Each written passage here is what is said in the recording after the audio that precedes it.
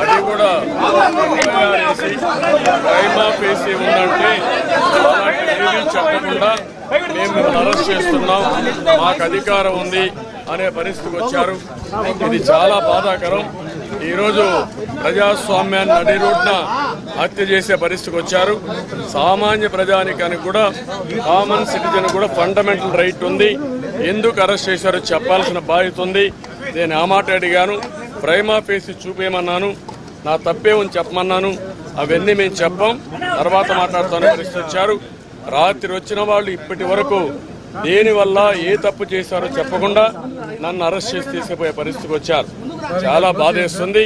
ప్రజలందరికీ విజ్ఞప్తి చేస్తున్నా, కార్యకర్తలకు విజ్ఞప్తి చేస్తున్నా, 4.5 సంవత్సరాలుగా నేను పోరాడుతూనే ఉన్నా, ప్రజా సమస్యలపైన పోరాడుతున్నా. ఈరోజు ఈ ప్రజా సమస్యలపైన పోరాడుతూ ఉంటే నన్ను అరెస్ట్ చేసి జైల్లో పెట్టాలని చెప్పి ఉద్దేశంతో తీసుకుపోతున్నారంటే చాలా బాధాకరం. దీన్ని నేను చాలా తీవ్రంగా ఖండిస్తున్నాను. ఒక ప్రణాళిక ప్రకారం నన్ను ప్రజల సమస్యల్ని పోరాడనీయకుండా అడ్డుకోవాలనే ఉద్దేశంతోనే భయభ్రాంతులు చేసే పరిస్థితికి వచ్చారు. హక్కు ఉంటుంది, ఎఫ్ఐఆర్ లో ఏ సెక్షన్ ఉంది, దేనికి అరెస్ట్ చేస్తున్నారని చెప్పాలని ఉంటుంది. కానీ ఆ నిబంధనలు ఎందుకు పాటించకుండా ఇంత కఠినంగా తీసుకెళ్లాల్సిన అవసరం ఏముంది? ప్రైమా ఫేసీ ఉండాలి, తప్పు చేసిన వాస్తవాన్ని నిరూపించాలి, అప్పుడే కేసు పెట్టాలి. అది కూడా పెట్టకుండా ఏదో పెట్టామని చెప్పి కావాలని చెప్పి చేసే పరిస్థితికి వచ్చారు. ఏదేమైనా ధర్మం గెలుస్తుంది, న్యాయం గెలుస్తుంది.